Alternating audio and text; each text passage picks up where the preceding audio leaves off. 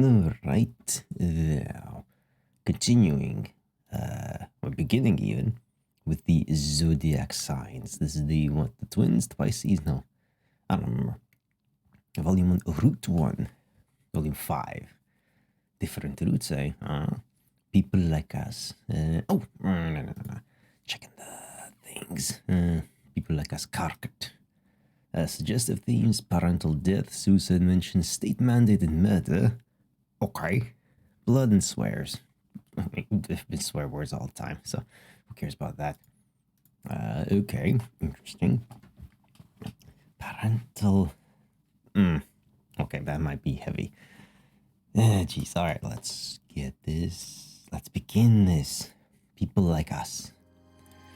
Confident that your new friends are safely sleeping off a rowdy night full of snacks, video games, and taxidermy, you turn your thoughts to dreams. Jade's dreams. That fascinating, shining place that feels familiar the way the dream does. Prospect feels like the place you should be right now. You've got a brand new zap sense, and it hasn't failed you so far. It's allowed you to befriend several emotionally volatile teens in precarious home situations. These powers won't let you down. Aww, won't they? Aw, that's a... that's a statement to make. These powers won't let you down. Wow. Okay. We'll believe that. I believe that. I totally believe that they won't. I totally believe that. So you zap to the dream world. Turns out you can fly here. Cool. Rad. You drift around for a little bit, admiring the glittering towers, waving lazily to all the various dream NPCs, until you come upon a dome with an open window. Inside, the troll boy with nubby horns and a silly outfit lies curled up in his dream bed, sleeping soundly. Aww, he looks so peaceful. You imagine this is a very peaceful troll boy. Sure, let's believe that as well. Perhaps it should strike you as strange that you immediately know what this alien's race is. But nah, you don't have time for that. Fuck thinking, let's move. Abruptly, the boy vanishes. Ah, shit. What do we do? You follow him without hesitation. Zap.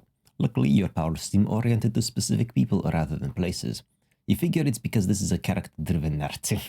Sure it is. Let's see, we got sides on the wall. Got some music, some romance posters, then some motivational poster thing on the Trollian Beta.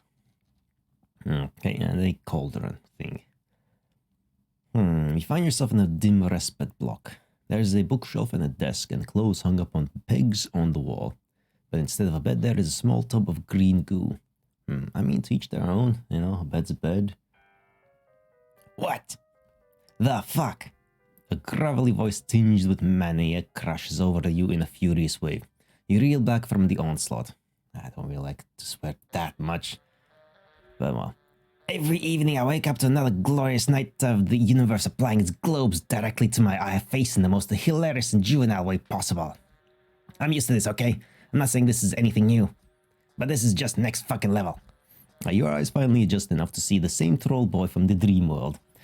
He's very peaceful indeed, fucking peaceful. He appears to have fallen asleep at his husk top. Some crumbs are stuck to his face where it had been pressed to the desk.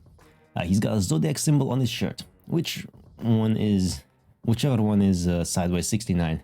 Ha, nice. Sure. And man, he is angry. Like, way angrier than a normal person. I stay in this crumbling excuse of a hive, rig this place with early warning systems, and what's my reward? A deformed blue blood teleporting into my respite block like a fucking... I use that out of there because, damn, you don't know what kind of early warning system he has, but whatever predators it's meant to keep away. But whatever predators it's meant to keep away, all he'd have to do is shout at them. You appear on a nearby hill about 100 yards away from the hive. On the outside, it's a large and leaning with square windows and an unnecessary number of balconies. Although, who are you to say what's necessary? Maybe this dude really likes balconies. He could probably use the fresh air. I don't think he gets enough of that, though. A couple of similarly large and lopsided hives scattered the skyline. Hives. You aren't sure how you know they're called that, but it feels right. maybe because of the organic insectile architecture, like they were grown instead of built. Okay. Oh, we got 3 moons.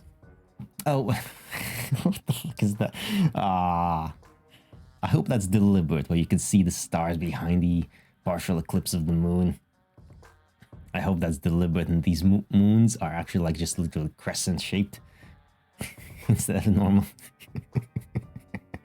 I hope that's the case. I think so. It should be. I don't think the artists are that dumb. You clearly aren't on Earth anymore. The sky's black and the bushes are purple, and there are 2 moons. Neither of them is your gold moon, though. There's 3 moons. There's the smaller one over there as well. Is that no moon? That's no moon. You think maybe you should be freaked out by this strange alien land, but nah.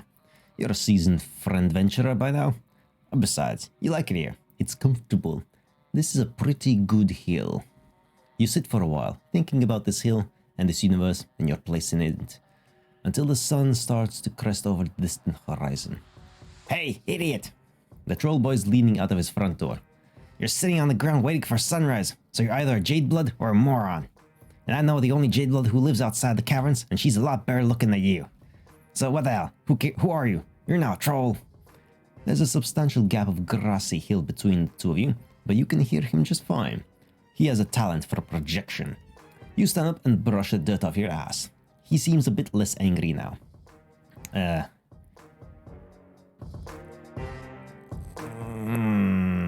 Okay, let's just zap right over. And no point just in wasting daylight or moonlight. Whatever. So you just zap on over there. Holy fuck! A flash of grey and the gleam of metal. Bright, shocking pain opens up in the middle of you. The boy stares, eyes around, yellow and shocked. Okay. Okay, so he just teleported into gutting range. Good job, us. Your laugh comes out wet. Why are you laughing? You don't know what else to do. You press a hand to the wound in your stomach, trying to hold the blood in with sheer willpower. You tell him you were just trying to save a little time. What? The boy stares down at the weapon in his hand, a viciously hooked blade that he'd pulled seemingly out of nowhere. A scythe? No, a sickle? Is this kid a communist? Did communists actually use sickles? Or were they just sickle-themed? There's so many communist facts that you don't know. The boy continues to stare at his sickle.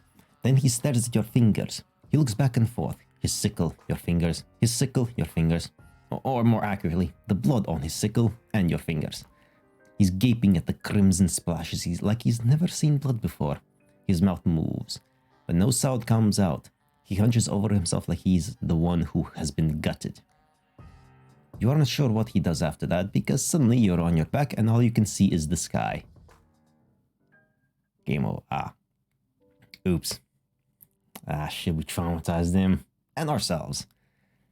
Okay, well, that was quick. I guess we're just gonna take our sweet fucking time. Getting back to him.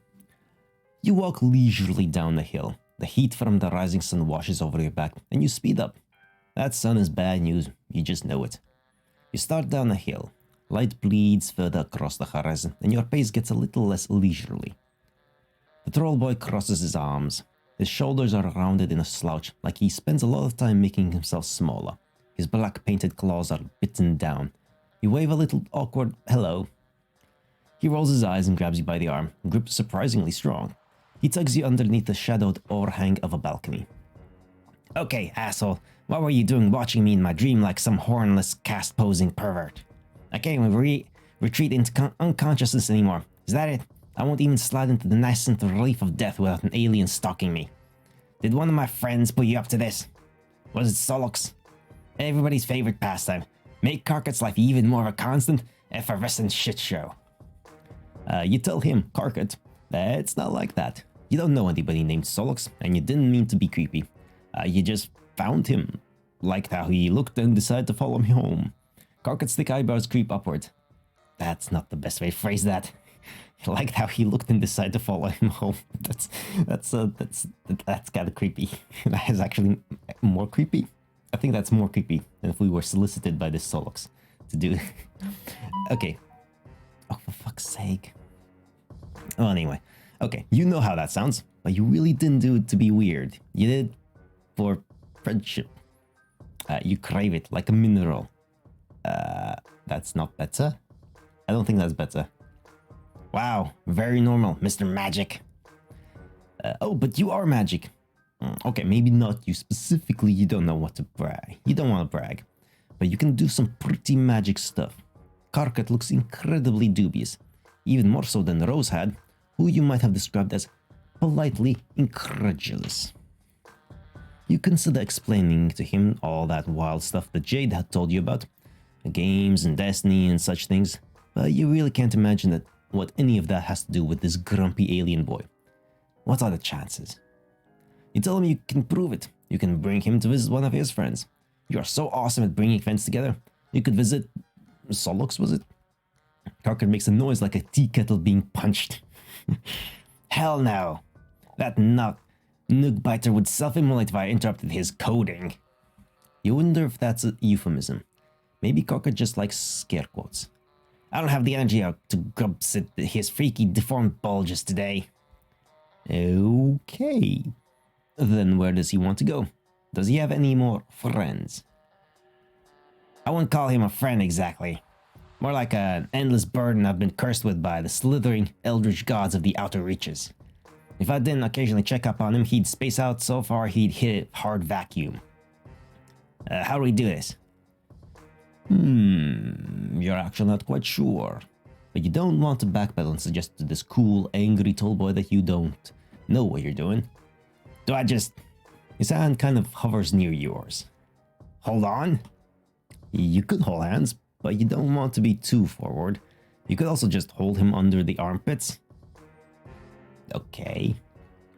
You think holding me under the armpits is less weird than holding Fron stumps? Fron stumps, what? Yeah, sort of. Is it? I think it is more awkward. What? Karkat puts an awkward hand on your elbow. Then he frowns and pushes up your sleeves, laying 3 fingers against your bare arm. You good, dude? What? Yeah, sorry. You're just kind of warm. Thank you. You tell Karkat that he is very warm too. Let's just get this over with. Try to aim for just outside his hive. His Lucis isn't around, and he's usually too stoned to even notice if the roof came down. But I don't want to startle him. Cool. Here goes. You zap somewhat pitch black, and immediately blunder right into Karkat. Oh my god! Could you keep it together for a single fucking glance, Nugget? You aren't in Karkat's hive anymore. You appear to be in the void. Cool. The what? Let go me. You tell Karkat that he's actually the one still holding on to you. He makes an angry noise through his nostrils and releases you from his clammy grasp. He moves away from you and collides with what sounds like about 17 mops all banging into each other and clattering to the ground. God fuck it! Something smashes. Slurry guzzling. A shower of little noises like marbles over hardwood. What even is that? Okay, we're in a mess. A light finally pops on above you. You appear to be in an alien broom closet with like alien cleaning supplies, you guess? One of the bottles just has Clen written on it in permanent marker. God looking. Okay, right. You ask Karkat if he meant to transport the 2 of you into a closet. A bucket rattles as he kicks it. He yelps and jumps backward onto your foot. What the fuck? My car, you bottom-feeding asshole. Your personal habits are almost as disgusting as your pan-rotting purple words. Why is your repaling equipment mixed in with your scrub poles? Did you figure nobody would notice? Surprise, Nook sucker. I noticed. What in the hell? Karkat breaks off, and after a moment you realize why. Heavy footsteps shuffle closer. Someone has heard the absolute rumpus tantrum that Karkat's kicking up. Oh hey, hold up my brother. I'm hearing something in the scrub cubby. Some squeak beast butts all got itself trapped. The door opens a crack. Karkat grabs your arm again.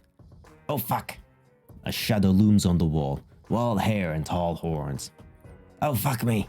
Karkat squeezes your arm so hard it hurts. Oh fuck, oh fuck, oh fuck, fuck, fuck, fuck. The door opens a little wider, and you feel wetness on your arm where Karkat's claws have drawn blood. The door creaks, and you panic. You both crash down to the floor together in Karkat's respite block. Karkat's little horns jab you in the side. What the fuck was that for? Why'd you do that?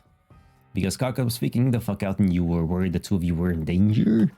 And there was some menacing asshole saying creepy stuff outside the closet door. That is a complete mischaracterization of the scenario and I'm totally disgusted you even bring it up. It's not a mischaracterization, he was totally losing it. Look, he was clinging onto you so hard he even drew blood. You show him your clawed up arm.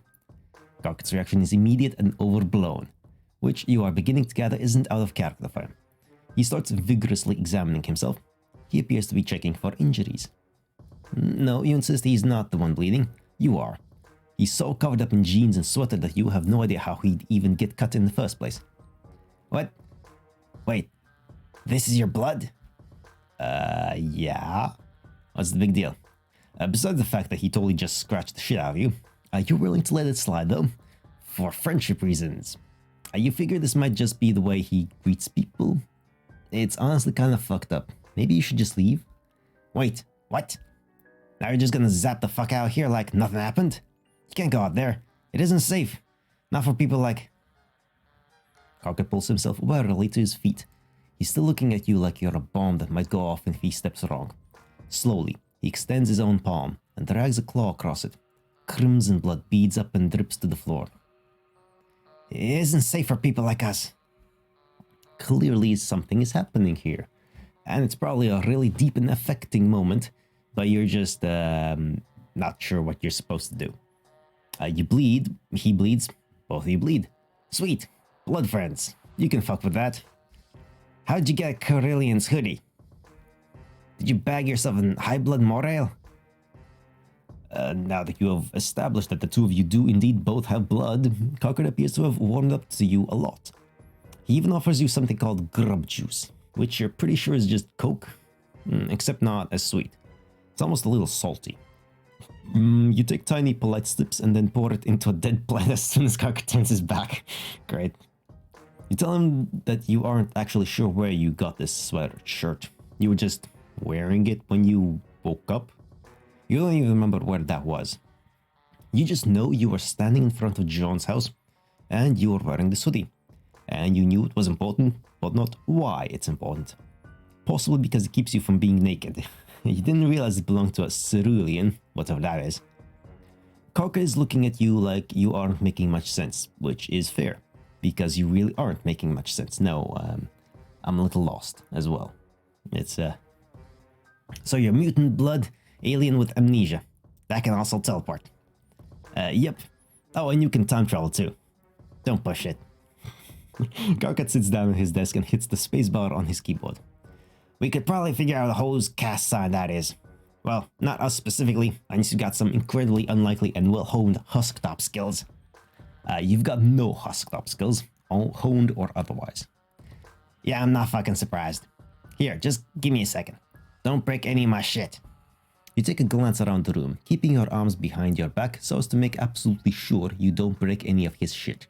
His room is surprisingly tidy for someone as scattered as Karkat. Mostly just weapons and movie posters. It all has the air of someone who doesn't plan to live in a place for very long. It feels temporary. Karkat is typing furiously with his mouth pulled into a little frown. That's his default, it appears. Every so often, though, he'll throw glances at the cuts on your arm. He really is hung up on your blood. Good news, Captor. Tonight is your lucky night. Finally, you get a chance to put your money where your dribbling snaggled tooth flap is. I need you to do something for me. Kirker, if this is more whining about team leader, I don't want to hear it. You just don't have the qualities necessary for this sort of scenario. And if you're just here to start some sort of slap fight for regulars, then you should probably go fuck yourself, because I've got actual work I need to do tonight. Oh my god, who gives a fuck about a gamer already dug out of a hole in the ground? And what actual work? Like, I even believe that for a second. You mean the actual work of touching yourself while sobbing into your raccoon? Yeah, hilarious, but we can skip the foreplay for just one time with our lives. All that's gonna do happen is you saying something you regret and then crypting over whether or not we were still friends. Okay, first of all, fuck you.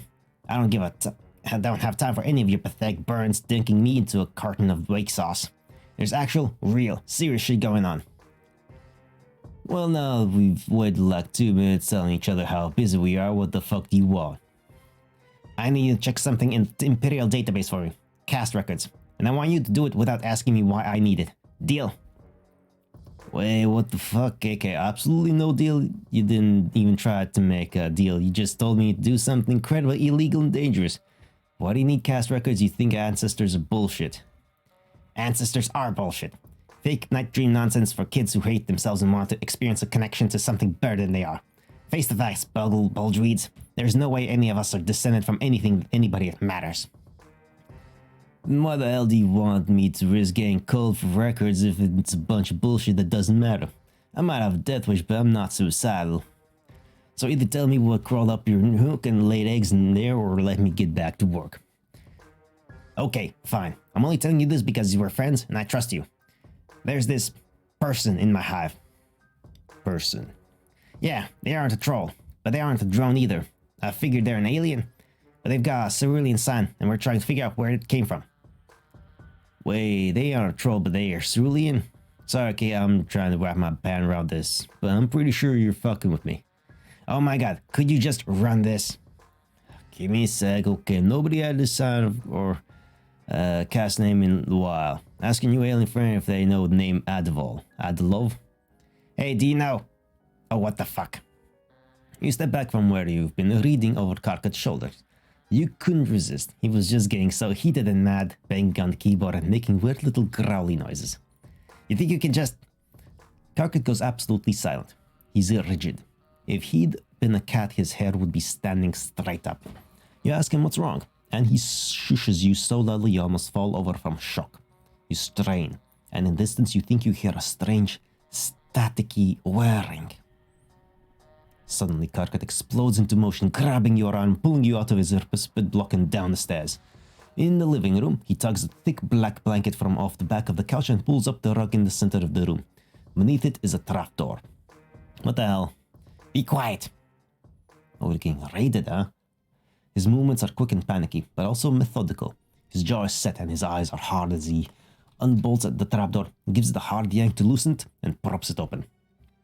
Beneath it is a rectangular pit in the foundation of the house, the size and shape of a shallow grave. This isn't the first time he's done this. You doubt it's even the 10th.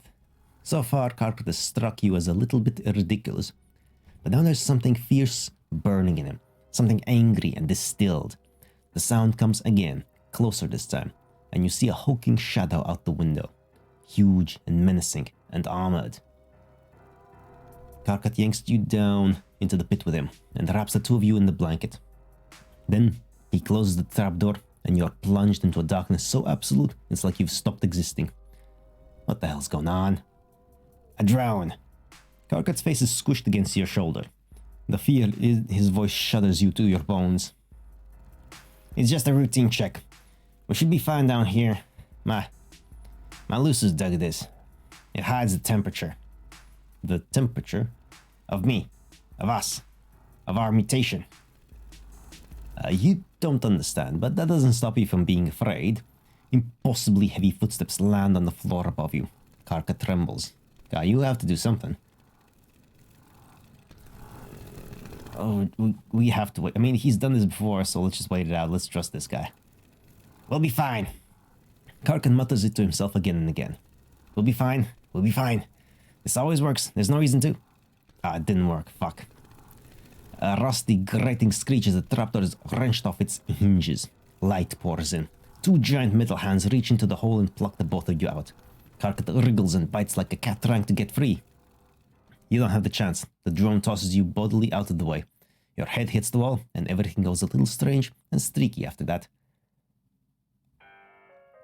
When you come back to yourself, you're outside in the blazing morning heat with Karkat crouched over you. Did the two of you escape? Yeah. His voice is hollow. There's crimson blood smeared on his sweater and up to his chin, and you realize it must have come from the reopened cuts on your arm. Karkat must have carried you out of the hive. The hive, which is on fire. Behind you, Karkat's house is in flames. The heat of the fire combines with the heat of the sun, until it feels like the two of you are standing on the edge of hell. Oh my god, did the drone do that? No. Malus is dead. I told you, I have early warning systems. He gave me a chance to get out before triggering it. Is he okay? Karkat gives you a look of utter disgust. He gestures towards the burning hive. I very much fucking doubt it. Okay. But the drone is dead, right? So he's safe? Karkat releases a creaky, wheezing sound that it takes you a second to realize is a laugh.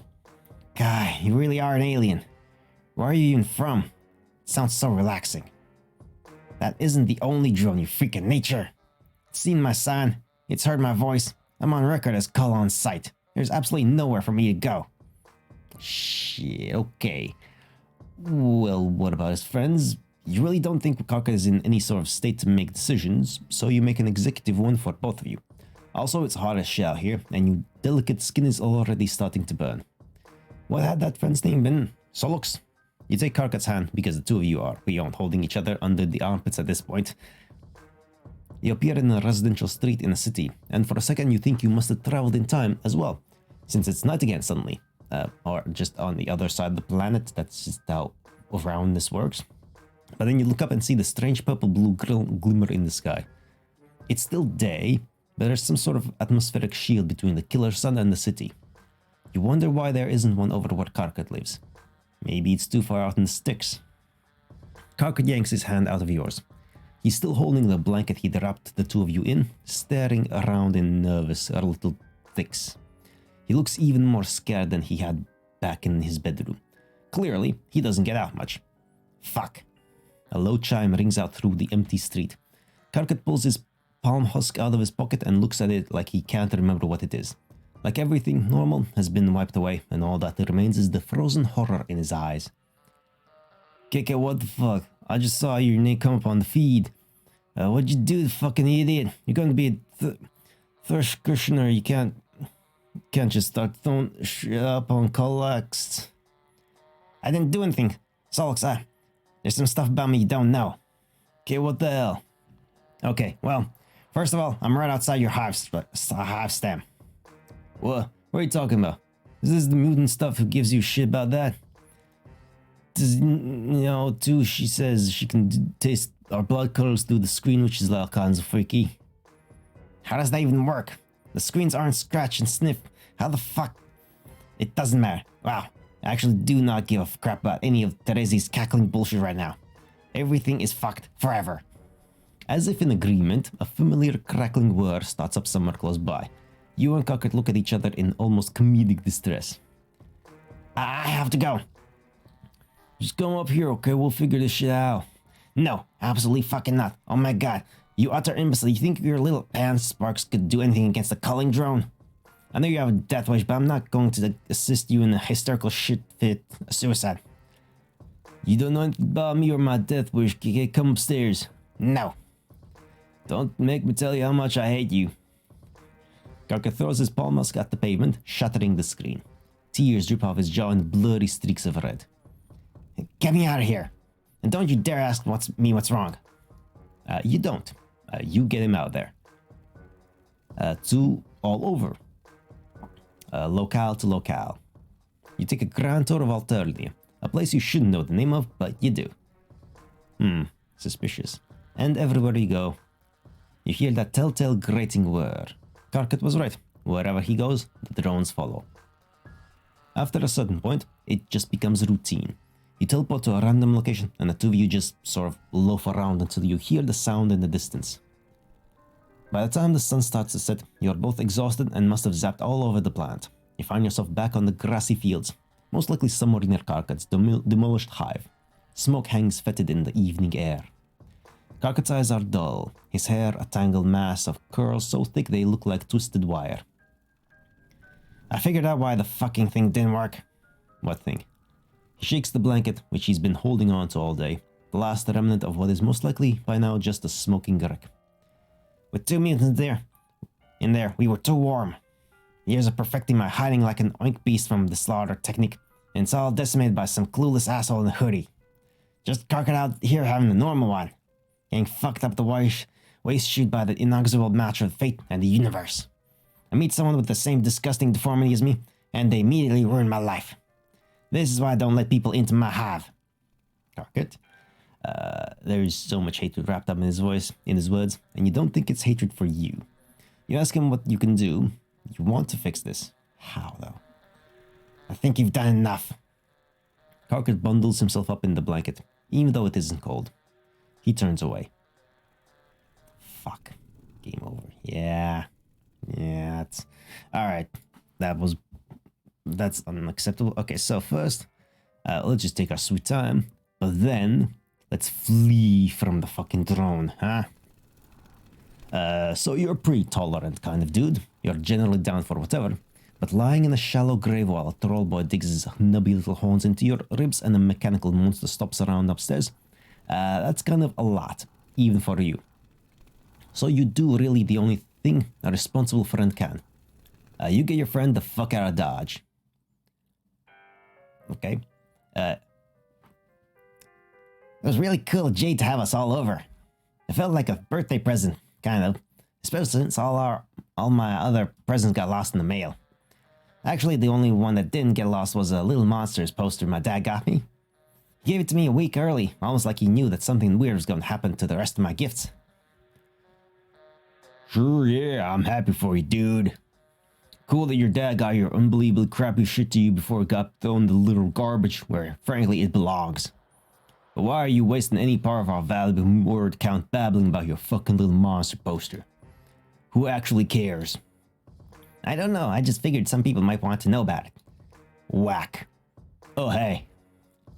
Dave and John are propped up in the futon, gaming the way only bros can game, i.e. with several bags of chips and a mostly empty 2-liter bottle of Mountain Dew on the couch between them. Yeah, dog, same room for cheese and snacks. Oh, hey, Mr. Mayman. You wave hello and try to catch your breath. You're a little unbalanced from the brutal shift between being buried alive to a chill Texas day with just a couple of guys being dudes. Wait, how did they even get back from Jade's? Alright, yeah, turns out her dog can teleport. Wild right, no, who knows. I don't think Beck can time travel though. So don't worry, you aren't going to be out of a job or anything. And I'm probably going to ask you to zap me back to my place before my dad realizes I've been gone this long. I don't think he'd call the cops on you, but I just want to be on the safe side. By the way, who the fuck is that? And is he like, okay? Oh yeah, Karkat. He's currently curled up on the ground with a blanket still wrapped around him. He's breathing very heavily and sort of clutching at the carpet. He's not okay. No, he's fucking not okay. God damn it. You lean down to make sure he's cool. He's not. While telling Dave and John that he's an alien from another planet. You figured you'd bring him here since shit got a little too hot back in alien land. Oh. Dope, I guess. Hey, dude. Wait. He's an alien? Like, a real alien? Yeah, John. Jesus Christ, look, he's got little horns. Yeah, I can see that, but, come on. Aliens? Oh, so this is where you draw the line. Our friend living alone on an island with nothing but her magical dog and taxidermied grandpa who she stuffed herself. Isn't where you draw it. A teleporting fake mailman in a hoodie who just wants to be bros isn't where you draw it. I guess you have a point. Yeah, come on. All that stuff just feels so normal now. Sure, fuck. So I guess in theory you could bring us to visit this alien planet. Maybe. Not that that's anything I'd actually want to do. The place probably stank as fuck. You'd never catch me in a space. Space ain't the place. Oh damn, write that down. It's already done. You love a good Strider freestyle any day of the week, but this isn't Dave's route, so you return to your focus back. Oh, holy fuck, where did he go? Oh yeah, little dude just scurried out the door. Probably should have mentioned that. That would have been nice. God damn it. You just brought Karkat to Earth and you've already lost him. Some friend you are. You zap down to the ground floor of the apartment building. Nothing. You zap to the stairwell and look up. Nothing. No little alien boy with a blanket. Ah, shit, damn it. Remembering the time you met Dave, you zap up to the roof. Ah, nice. You find Karkat standing silhouetted against the turgid Texas sky, shimmers of heat haze making him look strangely artificial. He's shading his eyes and staring up at the sun. Hey dude, don't do that, you're gonna hurt yourself. Oh wow, thank you so much for the advice. I'm way too stupid to know not to look directly into a burning ball of fire. The pain is intense and searing, but I'm just a dumb fucking animal. By the way, this sun is pathetic. Well, this is another planet and another sun. Yes, thank you. He drops his hand and turns back to you. There are still cobwebs in his hair from the crawl space. Is this where you're from? You think so? Maybe? You don't remember very much about yourself, but you seem to know much more about Earth than you do about Alternia. You don't remember very much about the place at all. Except that it's called Alternia, apparently. This all feels... I don't know. Wrong? Or just really fucking weird? You zapped in and dragged me out of my hive to an alien planet where the sun isn't hot enough to burn. Well, it is definitely hot enough to burn, it just takes a little longer. Shut up, I wasn't finished. Before you showed up, Solix was telling me about this game that one of his friends found. We were all supposed to play together, and I don't know. Some stuff would have happened. I don't know why it feels like that matters. I just feel it's hard to describe. Flattened out. Yeah, I feel ya. You and Karkat both jump. Dave has ninja'd up the stairs and leaned casually against the brick wall. Shit, how long has he been standing there? And where's John? Oh, he just disappeared. Wait, what? Yeah, it's weird. This swirling void wormhole just opened up in the TV and sucked him right in. What? Well, I'm fucking with you. I wouldn't believe that. John's in the bathroom. But I had you for a second, didn't I? Yes. Absolutely sounds like something that could happen these past couple of days. Oh yeah, hilarious. He sure got you. Also, you're pretty sure the scene moved up here so you could talk to Karkat without Dave coming in and making all of this about him again. Dave adjusts his shades. Man, that is just an extremely weird thing to say. But yeah, horny dude. I mean, guy with horns. Are you talking to me? We were all supposed to play a game too. Together as a group or some shit. Right, Jay told you about the game. A game that was supposed to change everything. It's that sort of shit that makes me get this feeling you know more about what's going on than you're telling us. You don't, you swear you don't. You have no idea why any of this is happening. Or maybe not happening. There's just some stuff you seem to know, but not until you absolutely have to. You're just sure that it's very important that you brought Karkat here. Why? How the fuck do I have anything to do with these hornless freaks? Standing right here, bro, my god. But yeah, that's a pretty good point now that I think about it. You said it's important for you to bring him here, like, here specifically. To my apartment. Yeah? Why? You aren't sure. Well, that's super fucking helpful. You just have this intense feeling that it's imperative that two of them are friends. Alright. Weird, but alright. Great, dude. Do you ever play any Tony Hawk? Okay, I guess. Fucking dudes being dudes playing fucking Tony Hawk. Sure. Okay. I guess that works. I guess that works. Okay. Sure, thanks, Dave. Alright, well, that was okay. Alright. Sure, friend acquired, I guess. Alright, let's just move on then. In a moment.